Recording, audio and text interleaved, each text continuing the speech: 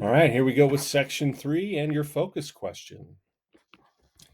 Although the end of the Cold War raised hopes for an era of global harmony, the world instead saw renewed emphasis on group identity and demands for group recognition and power.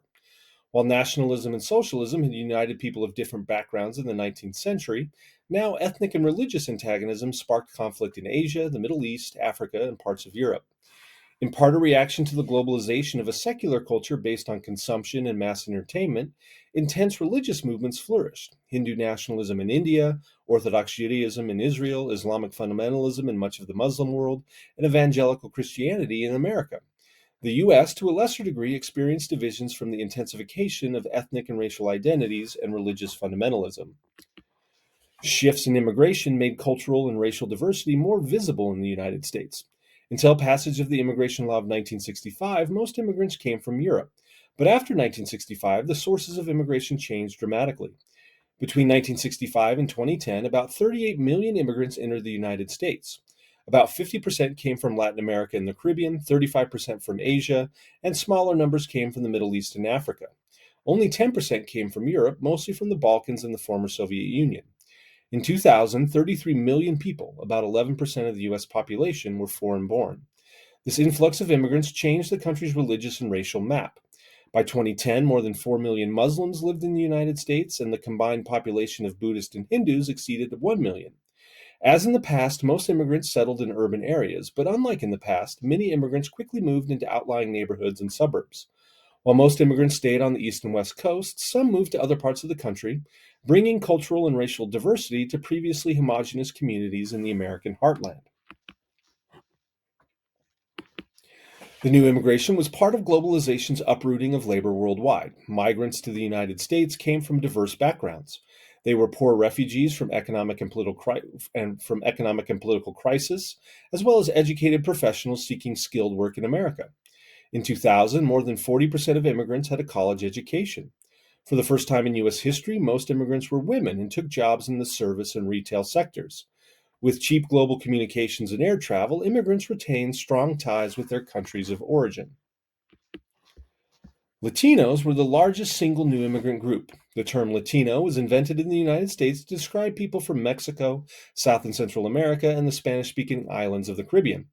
By 2000, Mexico, with 95 million people, had become the largest Spanish speaking nation, and its poverty, high birth rate, and proximity to the United States made it a source of massive legal and illegal immigration. At around 50 million in 2010, Latinos became the largest minority group in the United States and were highly visible in entertainment, sports, and politics. But Latino communities stayed much poorer than the rest of the country. Most immigrants from Mexico and Central America competed at the lowest levels of the job market, and many legal and illegal immigrants worked in low wage urban or agricultural jobs. In 2010, the Latino poverty rate stood at nearly double the national figure of 15%. Asian Americans also became more visible in the 1990s. While there had long been a small population of Asian descent in California and New York City, immigration from Asia swelled after 1965. Asians were highly diverse in origin and included well educated immigrants from Korea, India, and Japan, as well as poor immigrants from Cambodia, Vietnam, and China. Once subject to discrimination, Asian Americans now achieve success, particularly in higher education, which contributed to their characterization by whites as a model minority. By 2007, the median income of Asian Americans was $66,000, which surpassed that of whites. However, Asian Americans showed increasing income and wealth gaps within their communities. The growing visibility of Latinos and Asians suggested that a two race, black and white racial system no longer described American life. Multiracial imagery filled television, films, and ads, and interracial marriage became more common and acceptable. Some people hailed the end of racism, but others argued that while Asians and Latinos were becoming absorbed into white America, the black-white divide remained. It was clear that diversity was was permanent, and that whites would make up a decreasing percentage of the population in years to come, perhaps amounting only to 50% by 2050. Multiculturalism became the new term for awareness of the diversity of American society and for vocal demands that jobs, education, and politics reflect that diversity. Universities were flashpoints of multiculturalism as many institutions moved aggressively to diversify faculty and revise traditional curriculum. This was especially true in curriculum and research as Black studies, Latino studies, and women's studies became standard offerings at many schools, and scholars stressed the experience of diverse groups over a common national narrative. While some embraced multiculturalism, others were alarmed at the increased visibility of migrants and racial minorities. Consequently, immigrants and their access to social services became a source of tension.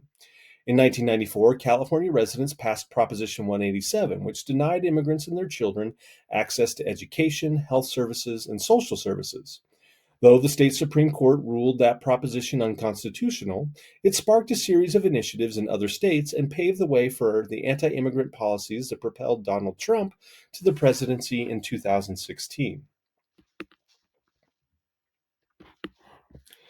Compared with the earlier years of the 20th century, the most dramatic change in American life in 2000 was the absence of legal segregation and the presence of blacks in areas of American life from which they had once been excluded. Declining overt discrimination and affirmative action helped introduce blacks in unprecedented numbers into U.S. workplaces. For example, the number of black police officers rose from 24,000 to 65,000 between 1970 and 2000, and 37% of the black population reported having attended college in 2000. Economic growth in the 1990s also raised the average income of black families significantly. Another significant change in black life was the higher visibility of Africans in the immigrant population. Between 1970 and 2010, twice as many Africans immigrated to the United States than had entered during the entire period of the slave trade, and all the elements of the African diaspora, from natives of Africa, the Caribbean, Central and South Americans of African descent, and Europeans with African roots, could be found in the United States. While some were refugees, many others were highly educated. Yet most African Americans were worse off than whites or many recent immigrants. The black unemployment rate remained double that of whites, and in 2007, their median family income and poverty rate put them behind whites, Asians, and Latinos.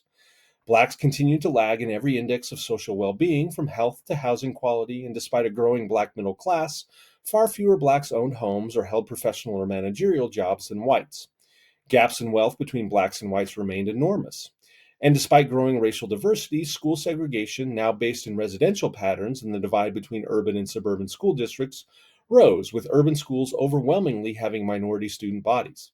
By 2000, nearly 80% of white students attended schools where they met few, if any, pupils of another race. School funding rested on property taxes, and poor communities continued to have less to spend on education than wealthy ones. In the decades following World War II, the U.S. prison population declined, but in the 1970s, with urban crime rates rising, politicians of both parties tried to portray themselves as tough on crime. They wanted long prison sentences rather than rehabilitation and treated drug addiction as a crime rather than a disease. State governments greatly increased penalties for crime and reduced parole. The number of Americans in prison rose dramatically, and most were incarcerated for nonviolent drug offenses. During the 1990s, crime rates dropped, but the number of Americans behind bars rose due to tougher sentencing laws that included crime legislation passed during the Reagan and Clinton administrations. The prison population peaked at 2.2 million in 2016. No other Western society came close to these numbers. A prison industrial complex developed in which communities suffering from deindustrialization built prisons to create jobs and income.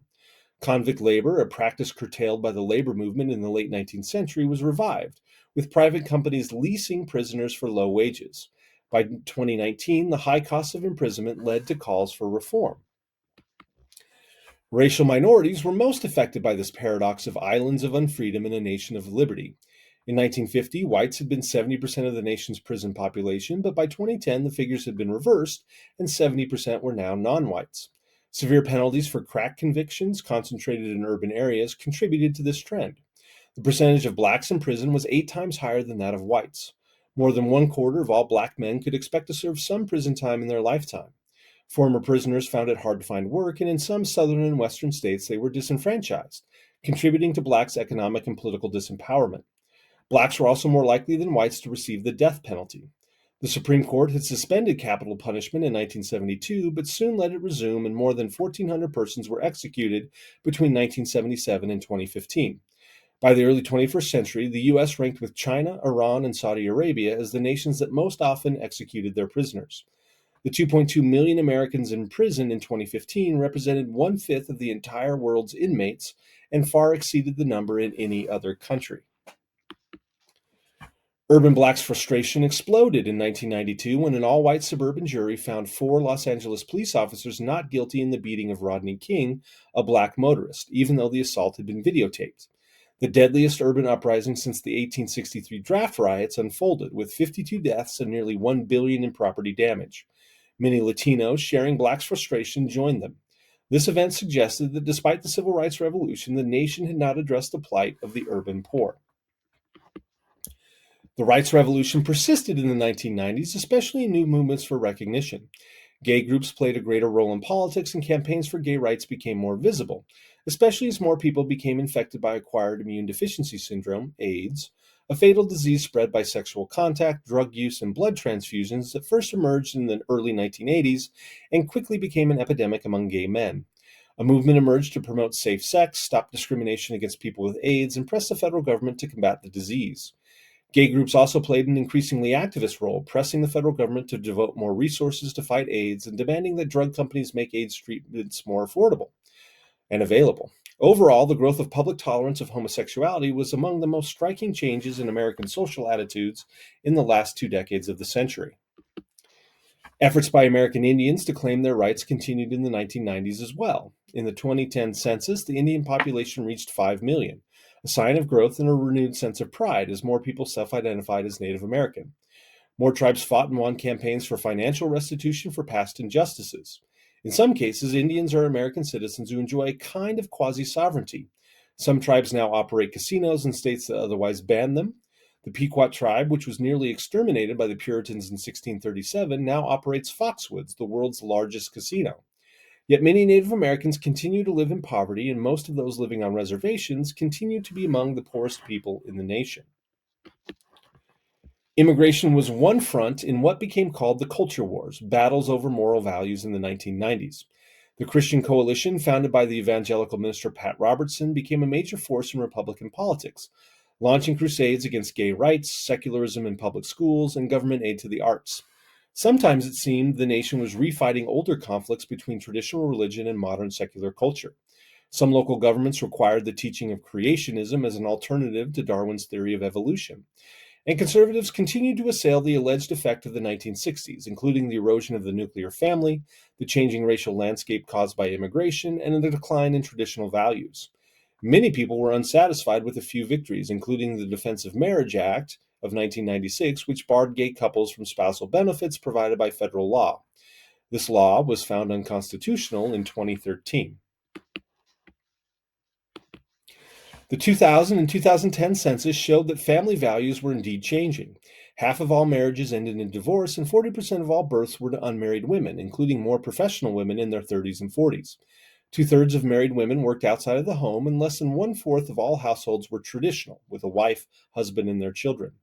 Yet the pay gap between men and women persisted, with women earning only 82% of what men earned as of 2010. In 1992, the Supreme Court reaffirmed a woman's right to obtain an abortion in the case of Casey versus Planned Parenthood of Pennsylvania, which overturned a requirement that the husband be notified before the procedure was undertaken. Some radical conservatives who believed the federal government was threatening American freedom started to arm themselves and form private militias. Fringe groups spread a mixture of radical Christian, racist, anti-Semitic, and anti-government ideas. Private armies vowed to resist the enforcement of federal gun control laws, and for millions of Americans, gun ownership became the highest symbol of liberty. Militia groups used the symbolism and language of the American Revolution and warned that leaders of both political parties were conspiring to surrender U.S. sovereignty to the United Nations or another shadowy international conspiracy. Such groups gained attention when, in 1995, Timothy McVeigh, a member of the militant anti-government movement, exploded a bomb in a federal office building in Oklahoma City that killed 168 persons. McVeigh was captured, convicted, and executed. The bombing alerted the nation to the danger of violent anti-government right-wing groups. So, that's the end of Section 3. We'll be back for Section 4.